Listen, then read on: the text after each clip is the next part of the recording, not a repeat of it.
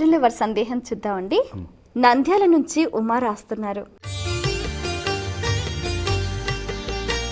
అన్నపూర్ణాదేవి శివునికి భిక్ష వేస్తున్న ముద్రలో ఎందుకు దర్శనమిస్తుంది తెలియచేయగలరు అంటూ రాస్తున్నారు. శంకరాచార్యుల వారు కాశీ గురించి ప్రత్యేకంగా చెప్తూ కాశీలో విశాలాక్షి అన్నపూర్ణాదేవి ఇరువురి గురించి చెప్తూ అమ్మవారి గురించి చెప్పేటప్పుడు అన్నపూర్ణే సదాపూర్ణే శంకర ప్రాణవల్లభే జ్ఞాన వైరాగ్య సిద్ధ్యర్థం భిక్షాం దేహీ చ పార్వతి.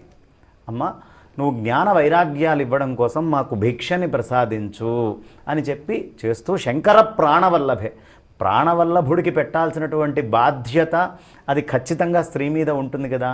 ప్రాణవల్లభుడికి అక్కడ అన్నం పెడుతూ ఉంటుంది. అయితే ఇక్కడ చాలా మర్మం ఉంది. అదేదో మామూలుగా తీసుకొని వెళ్ళి పరమేశ్వరుడికి కాదు. ఈ సృష్టిలో ఉండేటటువంటి బ్రహ్మాండాలన్నీ కడుపు నిండాలి అంటే ఒక్క పరమేశ్వరుడికి అన్నం పెడితే బ్రహ్మాండాలన్నిటికీ కడుపు నిండినట్టే అనే సత్యం తల్లికి తెలుసు. కాబట్టి ఆత్మాత్వం అంతటా నిండి ఉన్న పరమాత్మ విశ్వేశ్వరుడైతే ఆ విశ్వేశ్వరుడేగా కాశీలో చెప్పబడేది. ఆ విశ్వేశ్వరుణ్ణి దర్శించాలి. అంతటా నిండున్నవాడిని దర్శించే అమ్మవారి పేరు విశాలాక్షి. అంత పెద్ద కళ్ళుంటే తప్ప అంతటా నిండున్న ఆయన్ని చూడలేరు. కాబట్టి విశాలాక్షిగా ఆవిడ్ని ప్రత్యేకంగా చెప్పడం జరుగుతుంది. విశాలాక్షి, ఈ విశాలాక్షి అన్నపూర్ణాదేవి స్వరూపంలో అన్నం పెట్టడము అనేది స్వామికి జరుగుతుంది. కారణము, బ్రహ్మాండం మొత్తం నిండి ఉన్న ఈయన ఒక్కడికి రూపము చేసి నేను పెడితే నా బిడ్డలు పిల్లలు మనమందరము సంతృప్తిగా ఉండాలి అంటే ఆయన సంతుష్టుడవుతే భూతజాలమంతా సంతుష్టమైనట్టే. ఈశావాస్యమిదం సర్వం, అంతా ఈశ్వర చైతన్యంతో ఈ ప్రపంచం నిండి ఉంది. ఆ ఈశ్వర చైతన్యాన్ని సంతృప్తిపరచాలి, తద్వారా మనందరినీ సంతృప్తిపరచాలి. కాబట్టి ఆ తల్లి అక్కడ ప్రత్యేకంగా ముందు ఆయనకు అన్నం పెట్టడం జరుగుతుంది.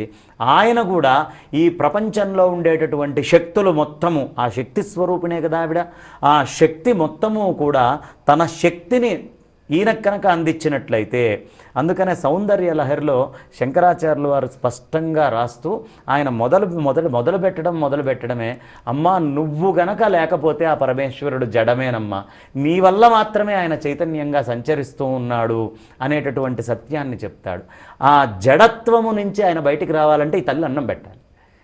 అంతటా నిండి ఉన్నవాడికి వేరే పనే ఉంటుంది. అందునుంచి భక్తుల దగ్గరికి తీసుకురావాలి అంటే తల్లికే సాధ్యము.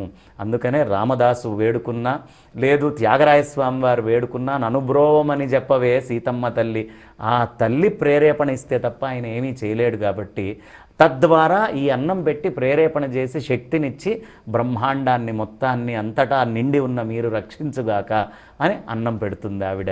ఇది ప్రధానమైనటువంటి ఉద్దేశ్యం. ఆ అన్నపూర్ణాదేవి కాశీలో ఒకానొక సందర్భంలో వ్యాసుల వారికి కోపం వచ్చి శపించి మొత్తము అంతా కాశీని శపించడానికి సంసిద్ధమైనప్పుడు పిలిచి రకరకాలైనటువంటి అన్నాలు పెడుతుంది. ఆయన స్నానం చేసి వచ్చి కూర్చుంటే వంట చేసినట్టు ఉండదు, ఏమీ ఉండదు. ఏది కావాలంటే అది మనస్సులో సంకల్పానికి తగ్గట్టుగా అన్నం పెడుతుంది. కాబట్టి ఆ తల్లి ఎప్పుడూ మాతృస్వరూపములో క్షుధారూపంలో, యాదేవి సర్వభూతేషు క్షుధారూపేణ సంస్థిత, మన కడుపులో ఆకలి రూపంలో ఉండి ఇప్పుడు నా అవసరం నీకుందిరా అని చెప్పి గుర్తు చేసేటటువంటి తల్లి ఆ తల్లే. ఈ శక్తి మొత్తాన్ని ఇచ్చేటటువంటి తల్లి ఆ తల్లే.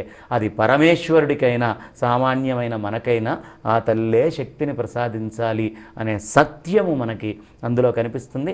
వ్యాసుల వారికి కూడా అలా అన్నం పెట్టి అతను శపించకుండా కాశీనగరాన్ని ఆపినటువంటి తల్లి ఆ తల్లి.